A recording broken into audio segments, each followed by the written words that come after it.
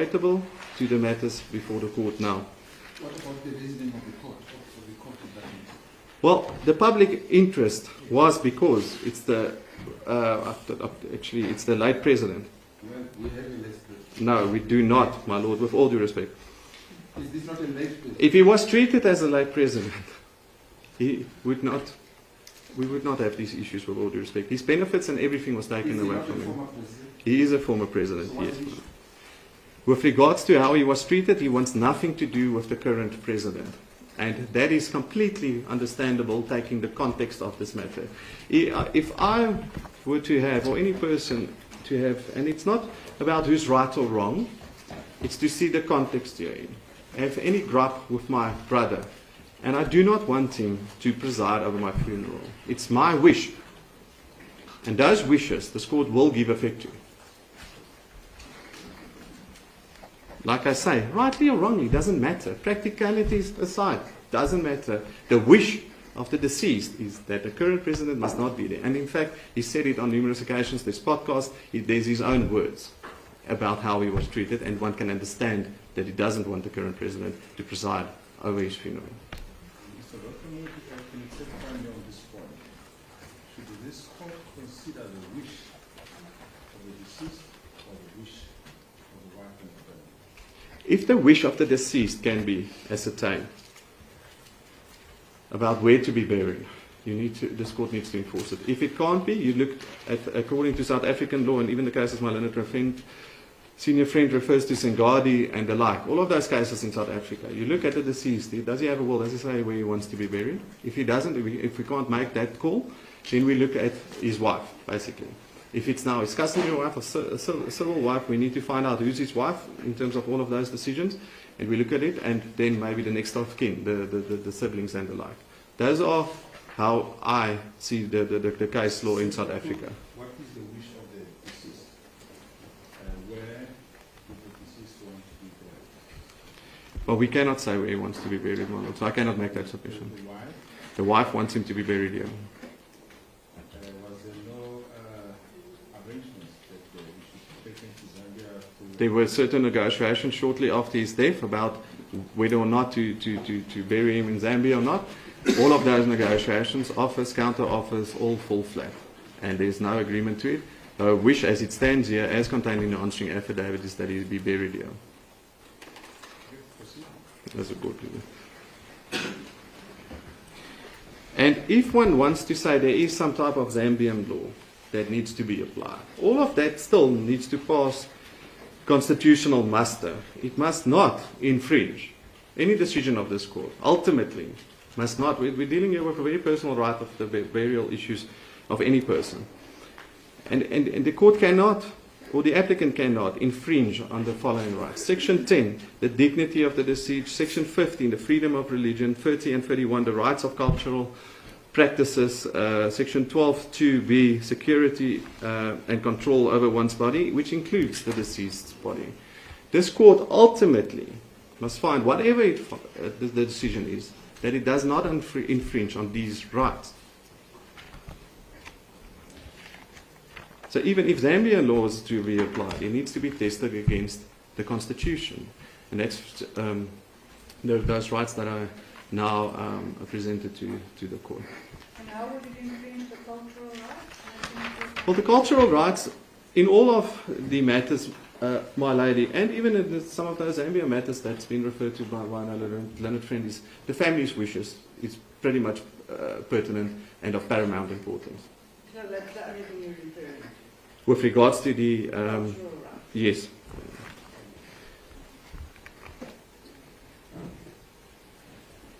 And then, in this instance, the dignity of the deceased, he made it very clear that it would be against his wishes and, according to him, undignified to be buried when the current president is presiding over his funeral. Again, no question about if it's right or wrong. It is his wishes.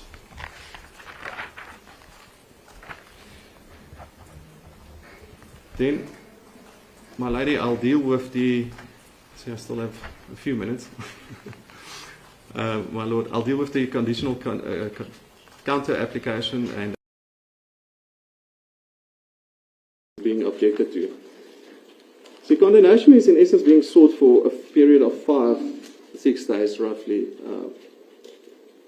which I would submit is not a great degree of lateness, taking into account the following: the type of application, the time periods that the parties had to comply with, the very real situation that everybody wants finality to these proceedings, and in the interest of justice, I would submit that those the facts and the pleadings, because the affidavit must contain the facts and the pleading, therefore we had to file the conditional counter application to align our pleadings with the facts. Something the applicant chose not to do any further with regards to what type of relief they sought. They sought a declarative.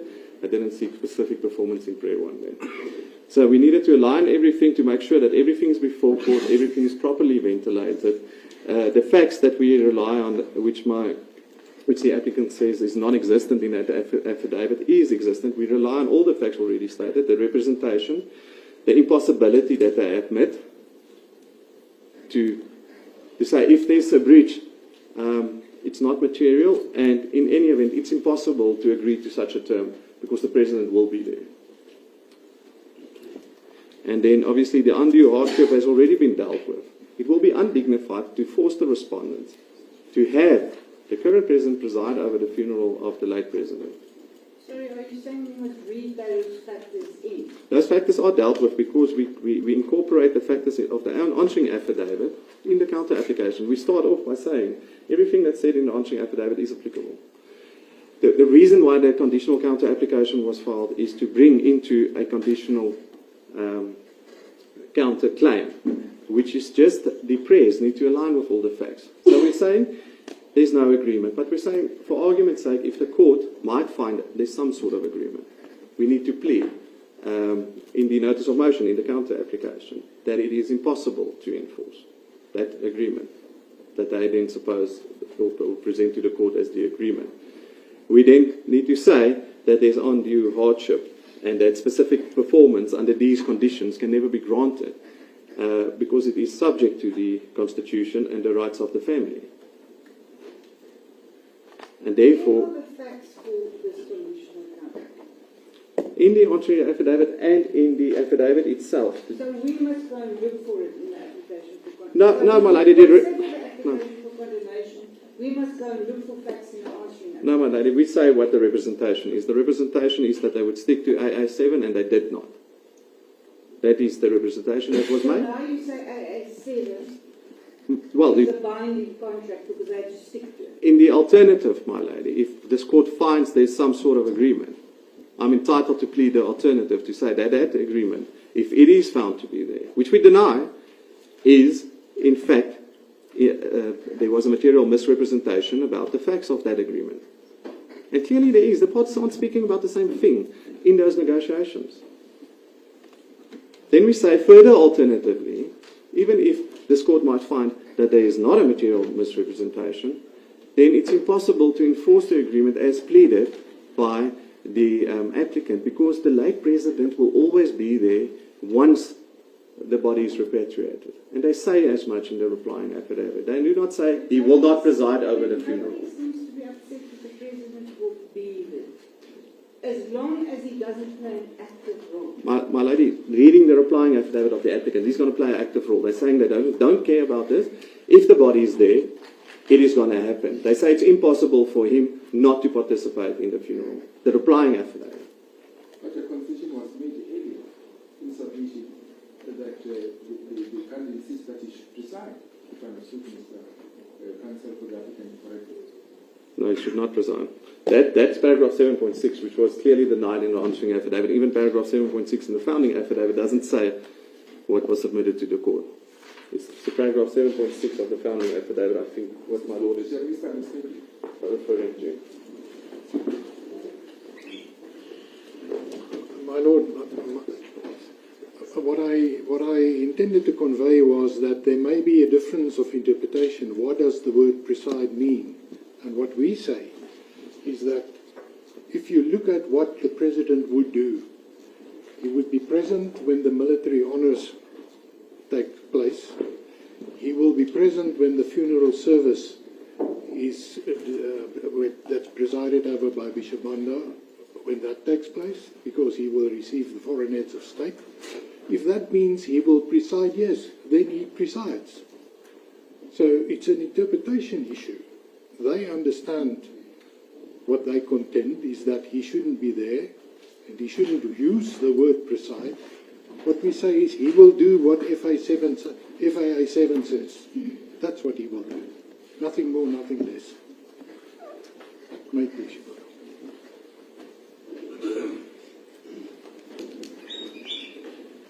As the court pleases, I've made the submissions on the conditional counter claim. I don't know if there's any questions on that point.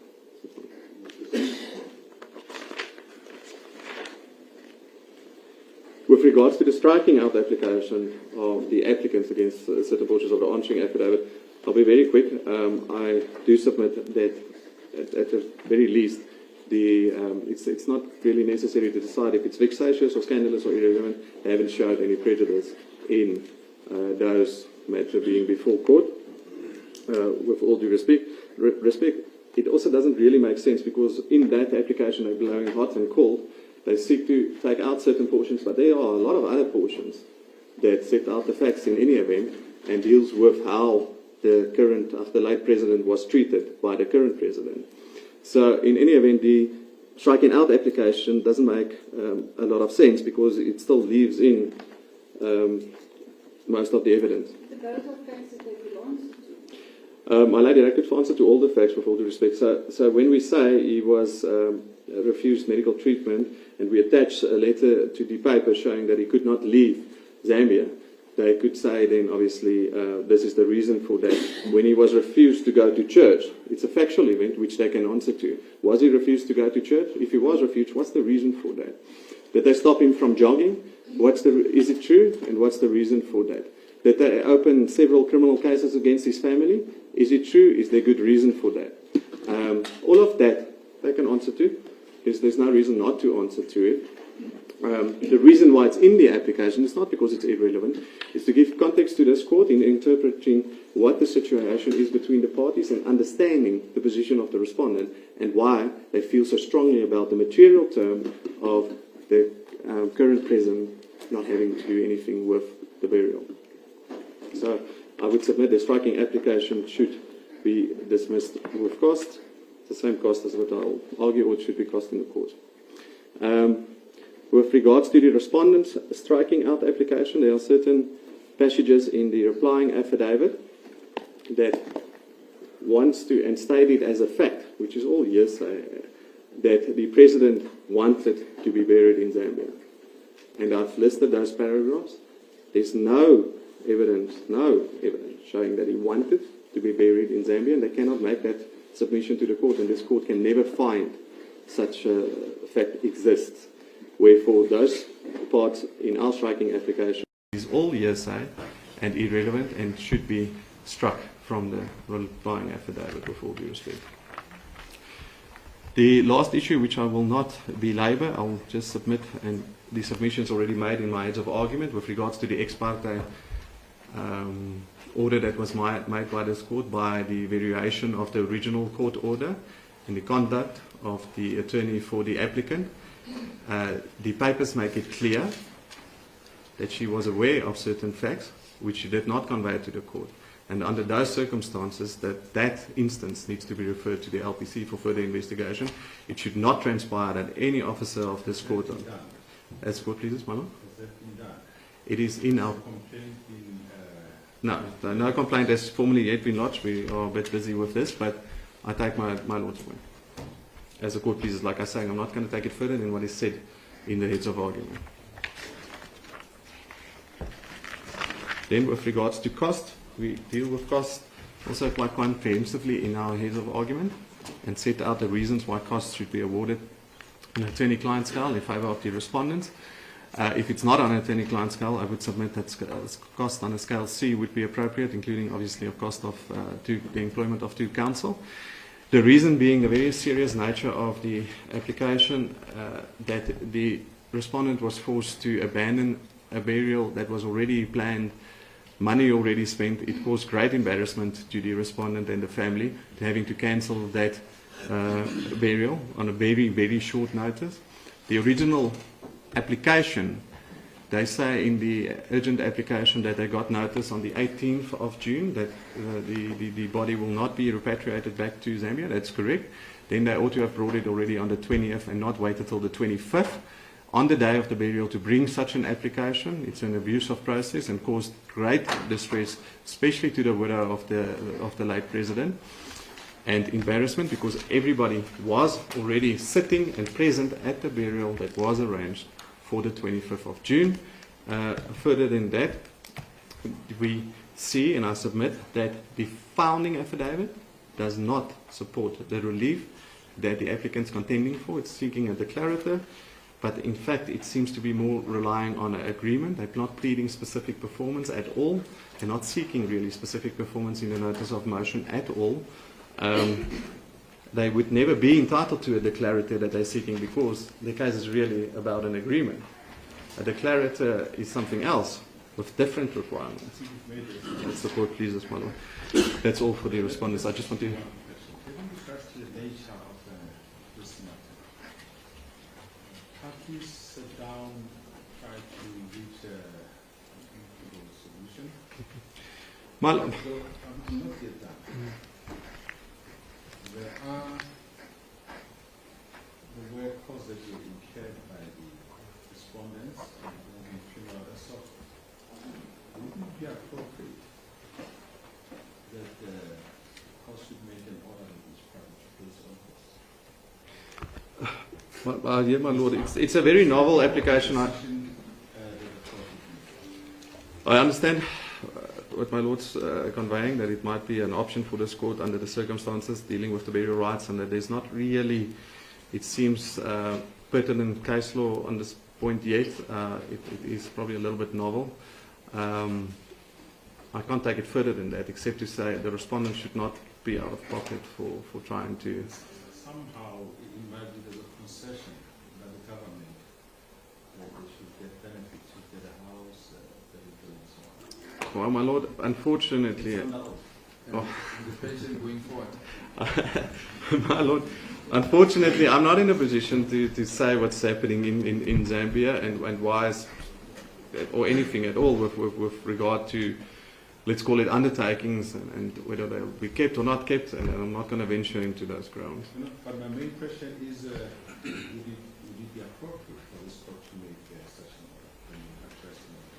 order? About benefits, then? No, that Well. each party should be liable for its own costs in this application. My lord, I don't think it would be appropriate. I don't think the respondent needs to be out of pocket, with all due respect, but I understand that it's a novel point.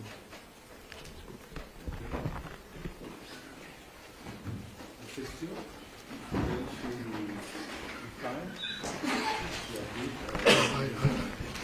15 minutes, my lord. Firstly, I must just start with a correction. The Kutuane matter, I submitted or stated that matter dealt with a civil law marriage. It's not correct. This is a pre-constitutional matter. It was heard on the 14th of August 1992. So it deals with a customary law marriage, but it was argued on the basis of the common law foot, Van Leeuwen and those authorities. And it's in that context that the judge made those remarks. There's another matter that I just need to also draw your attention to. It's the matter of MT and MC, MT versus MC and Faith Funeral Home. We will upload the reference on case lines. It's the case number. It's a decision by Adams J. Just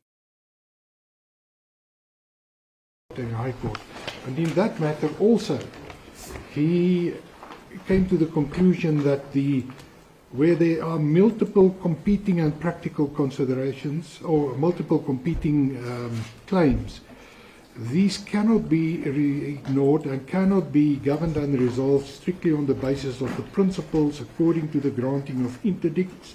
The court is obliged to adopt a practical common sense approach. So what the court here did was exactly what the court did in the Tsambo and the matter that I referred to. Which case would that be? It is this case of, Refresh my memory. I know I went to it, but I can't remember. it's MT and MC versus Faith Funeral Home. My lord, I don't know if it is in the bundle. It's not in this bundle. It's either referred to by my learned friend or it was referred to in the matters that were quoted. So we will upload a copy of this decision. But it certainly also lends support to a more equitable approach or more common sense approach, and especially in this type of matter. Firstly, starting with the submission, which I found rather extraordinary, that the late president was an ordinary Zambian. That is simply preposterous. But that argument it's grounded on the provisions of the Benefits Act.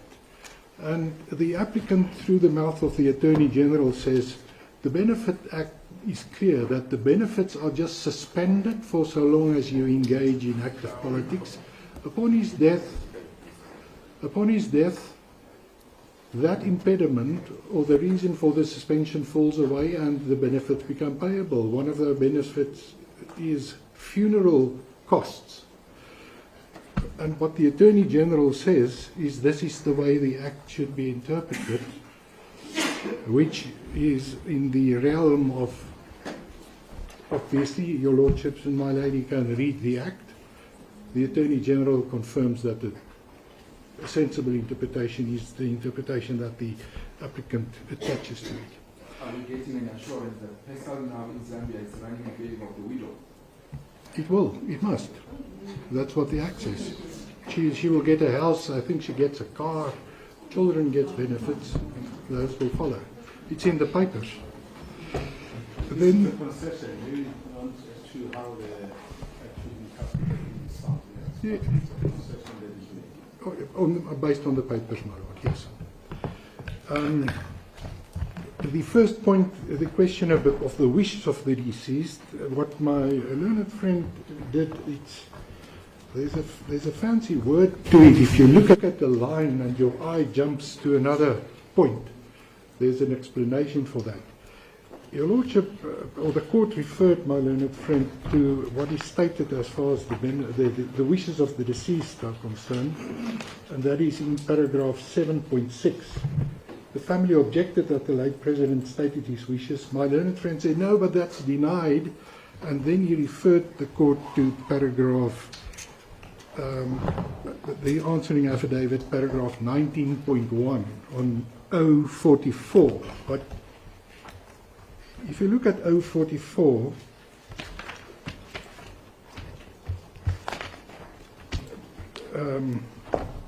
paragraph 19.1, no, sorry, my learned friend referred to paragraph 24. He said, it is denied that the president would preside over a state funeral. It was proposed that the current president only be allowed to receive funding. So his answer to was that, were those the wishes of the president? He said, no, look at what is stated in 24.2. But that deals with an entirely different paragraph. That deals with 7.10. We are busy dealing with 7.6. 7.6 sets out the wishes of the family, or the late president, and that is dealt with in 19.1 on 044.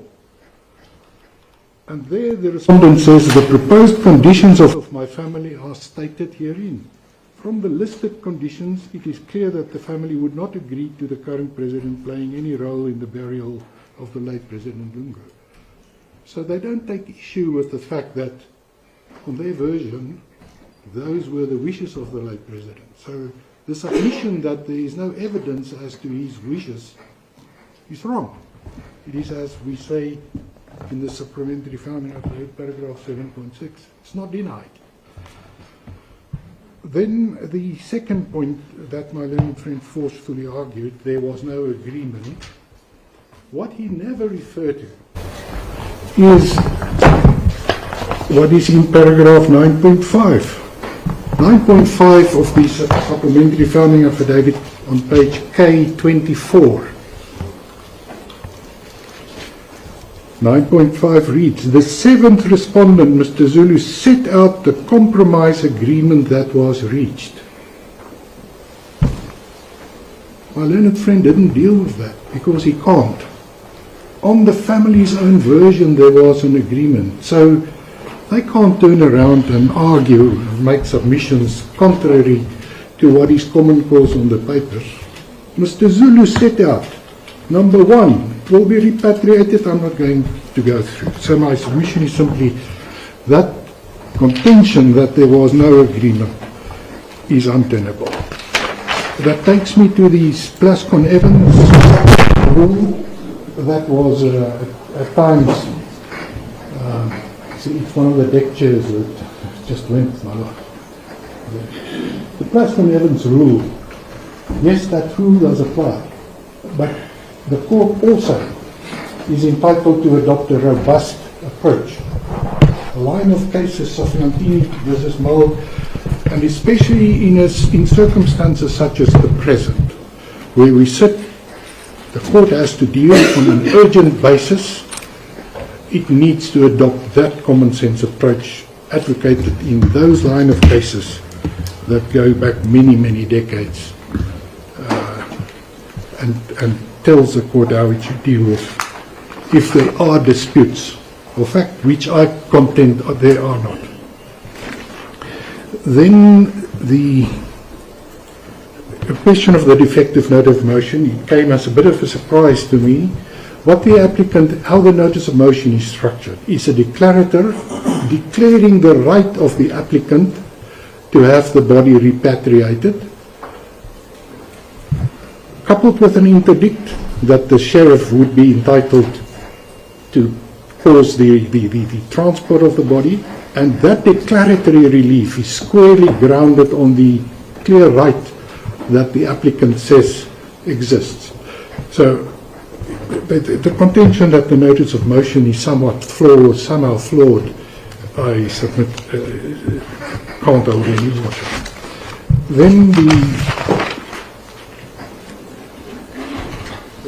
the question or the issues with the counter application, the impossibility and the hardship, those are defences clearly. You don't raise a counter application, you don't bring a counter application to put that before a court. You simply argue, you put the facts and you argue on the facts. If the agreement can't be implemented, if it's impossible, there's no counterclaim that you need to bring. It's when you deal with misrepresentation and the right to resile from the contract, that clearly is on a different plane. There you would need a counter application. I must correct myself, not even. There is authority to the effect that you can raise that as a defense as well, the right to cancel. So it all turns on the merits. In other words, if there are there prospects of success, we say there are no, because the facts are missing, and in any event, there is no satisfactory explanation. The last issue, the question of striking out that the respondents seek insofar as the allegations in the counter, in the reply are concerned. I'm not going to read through those, my lord and my lady. If you read through the allegations that the applicants seek to strike, they are clearly not hearsay. For example, where the Attorney General says, based on the evidence, that's one example that comes to mind. Based on the evidence, it is clear that a certain conclusion must follow. They want that strike, they said it's hearsay. That's clearly not hearsay by any stretch of the imagination. That leaves me with costs. My lords, my ladies, the court indicated that an equitable approach, costs always has that component, maybe not to make an order of costs as to costs. We will obviously not object if you exercise your discretion in that manner, but what we say is ordinarily we would be entitled to costs, and we would also be entitled to the costs of the urgent application. That was because the applicant found out on the 23rd that the funeral will take place on the 25th. It had no choice but to rush to court to interdict the proceedings. and we say that if there's a cost order, the applicant should also be granted the cost of that proceeding or that process. For the conduct of the applicant in approaching this court on an ex parte basis, as in fact the matter that was already posed. Yes. Is that something that we need to look at? My Lord, what happened there? Yes. What happened there is that there was some debate between the parties as to the interpretation of the court order, and the applicant invited the respondent to state its interpretation of the order, which was... Made by agreement, we should keep that in mind. Yes, yes. What the applicant said is that our understanding, taking into consideration the context of that order, is that the body will stay with the undertaker and you can't remove it. And the reason why that debate ensued was because the applicant obtained information that there may be an attempt to move the body. And when the respondent then said, no, we're not in agreement, that's not how the order should be interpreted, the applicant approached the court on the basis that the order was granted in the common or on the common understanding that the body will not be moved, because it will not make sense if these proceedings would proceed and in the interim the respondents can simply move the body, bury it to whatever this proceedings set out to prevent. Now the respondents complain and say no, but the attorney must let the court. That is simply presumptuous, and if they proceed with a complaint, they're obviously welcome to do so. That complaint will be dealt with, no doubt, accordingly. So, my Lord, you may consider the ex parte application. If I'm correct, we don't see costs as far as that is concerned. I don't know, Junior can check. I don't think, yes. So those costs shouldn't play a role, and you can take it into account, certainly. May it please you. Thank you very much. The sample submissions made by our council. We hope it will make our council, this difficult council, it is easier to deal with. We are also alive that there is an urgent matter that needs that judgment should be delivered quickly. The undertaking that this court can make is that they will ensure that judgment is delivered not later than Friday. It may be tomorrow, but not later than Friday. May it please you. And those ladies, court agents.